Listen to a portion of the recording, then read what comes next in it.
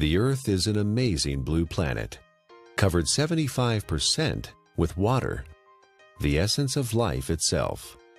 Without water, life would not exist. Water makes our planet unique in our solar system, and the presence of water is what astronomers look for in their search for life on other planets. Like the Earth, the human body is also, on average, 75% water. Without water, none of the processes that support life can exist. While we can go without food for many weeks, we can only live a few days without water.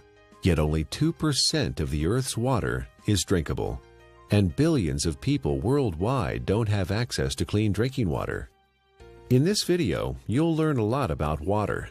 You'll also be introduced to Dr. Richard Cohen, MD, a doctor who practices integrative anti-aging medicine and performance sports nutrition. We really don't think too much about water. It's something that comes out of our tap. It's something that's in the ocean. But what I want people to realize is that we are essentially water. Our brain is 90% water. Our blood is 80% water. Our muscles are 70% water. So without water, our bodies cease to exist. Water is the essence of life.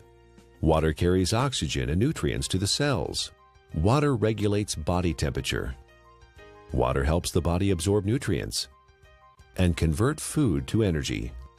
Water protects and cushions vital organs and cushions the joints.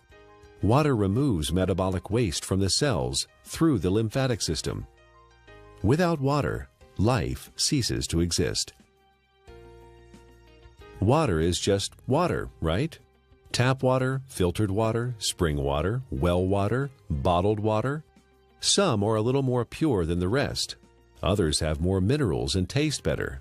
You may pay more for the ones from Fiji or France or some glacier in Canada. But water is just water. Or is it? Volumes have been written on the subject, and the truth is, not all water is the same. Where did water come from?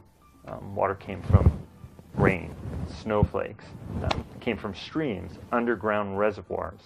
And what we're learning now, and this is the case with most issues, and most, when you go back to how things used to be. So if we look at water, the way it used to be, there are 3 or 4 structural and biochemical differences than what exists today. For most of his life, Nobel Prize winner Henri Coanda studied the water of the Hunza people who lived high in the Himalayan mountains. Natural health practitioner Ariana Nation was also fascinated by the Hunza people and their water. In my research, I discovered that there's a long history of scientific research about water and its healing ability. And this Kangen water has quite a history. It's a long history.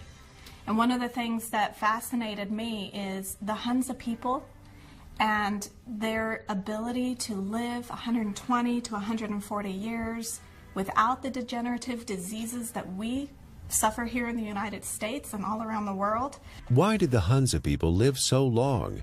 Why were they so healthy? Coanda and others believe it is the water. Their water came from glacial streams, and it had very unique properties. It was microclustered. It had a different viscosity and surface tension. It carried lots of minerals that gave it a high alkaline pH. It also had an extraordinary amount of active hydrogen. Hydrogen with an extra electron. The presence of extra electrons made the water an antioxidant. All these properties combined contributed to the health and longevity of the Hunza people. Water similar to that of the Hunza people are found in other places around the world. The Caucasus Mountains of Azerbaijan, the Xinjiang region of China, and the Andes Mountains are just a few. In research, the Russians and the French and a lot of people have researched this. They found that it's their source of water. And it's from the glaciers that surround the mountainous region where they live. The common denominator with all these different cultures that have this vibrancy is their source of water and the properties that that water consists of. When we look at natural water, there are 4 or 5 different properties that are critical. So while adding a mineral buffer to a filtered water is certainly more beneficial to get some of these mineral salts into our body, it still doesn't create that same process of having these free electrons, to having the negative ORP. It still does not create a microclustered state. Okay, and those three in and of itself, even if you're filtered, you're losing those benefits, or you're not gaining the benefits of what's seen with natural water. So while it's a small step to take, beneficial, as opposed to drinking acidic water, it's not providing the same benefits. Is the tap water we drink today anything like the glacial milk that the Hunza people drink? Not even close. It has lost most of its living energy properties as it has traveled through our municipal water system. It is free of pathogens most of the time, but now carries chlorine, fluoride, and chlorine byproducts. It is sometimes contaminated with radium, rocket fuel, and pharmaceuticals like birth control pills. If your pipes are old, your water may be contaminated with lead or other heavy metals. And if the water where you live is acidic, water treatment plants add lye or ammonia to make it neutral. Not exactly glacier milk, is it? Where going back to the natural state of water is essential and critical for health. But we haven't done that, have we? Instead, we came up with a better answer: bottled water. Last year, Americans spent more on bottled water than on iPods or movie tickets. $15 billion. Every year, we pitch 38 billion water bottles into landfills. Over $1 billion worth of plastic. Only 9% of plastic water bottles are recycled. 91% become litter or landfill. A large percentage of this trash finds its way to the oceans, where it ends up part of a floating island in the Pacific, twice the size of Texas. But you do understand chemicals and toxins in your water are not healthy. And we do understand that having a plastic dump the size of Texas floating around in the Pacific Ocean and now is broken down into micro little plastics and getting into fish and other animals is not a good thing. The environmental cost of bottled water is not just the trash it generates. It requires 2 liters of oil to make a 1-liter plastic bottle and transport it to the consumer. Spending thousands of dollars to ship water from Fiji to drink in the United States, and the energy that requires to do that is ludicrous. More than 1 million bottles a day of Fiji water, untouched by human hands, is produced in a country 6,700 miles away from California and transported halfway around the world for our consumption. At the same time, more than 50% of the people in Fiji don't have access to safe drinking water. Oh, by the way, you might want to know that by the time Fiji water gets to you, it is only slightly alkaline and has a positive ORP. It's not Fiji water anymore. Is bottled water any better than tap water? Given what it costs, it should be. But it's not. In fact, a significant percentage has more contaminants than are allowed in tap water. Most of it is purified municipal tap water that has been cleaned up through reverse osmosis, which not only removes chlorine and other contaminants, but strips the water of all minerals.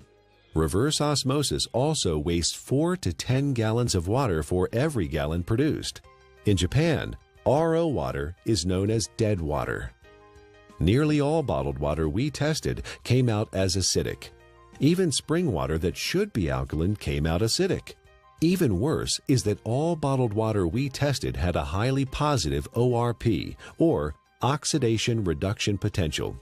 Water that has a negative electrical charge, like the natural ancestral waters, is best. Bottled water may be clean, but it does not have the life-giving properties of natural water. Finally, there's the cost factor.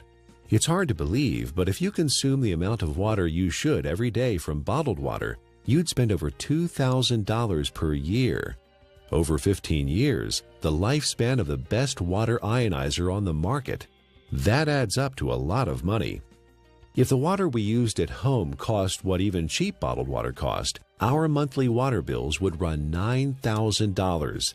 $15 billion per year is spent on bottled water in the U.S. and over $1 billion worth of plastic ends up as trash. Is there a way to save the earth and save money at the same time? You know, spending $2 for a small 12-ounce bottle of water is, 5, 6, 7 times more expensive than fueling your car. Doesn't make sense, does it? Especially when you're buying water that is acidic. You're buying water that may be devoid of minerals. You're buying water that has a positive ORP that is damaging. Doesn't make sense, does it? Maybe there's a way to produce your own clean water.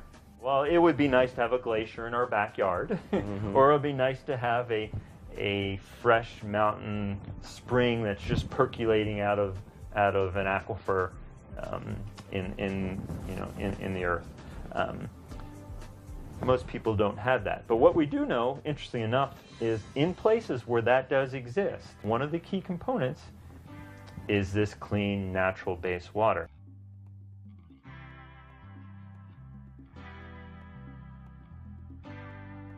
If you care about the earth and your pocketbook and are currently drinking purified bottled tap water, get a carbon filter for your faucet and use a safe, reusable water bottle.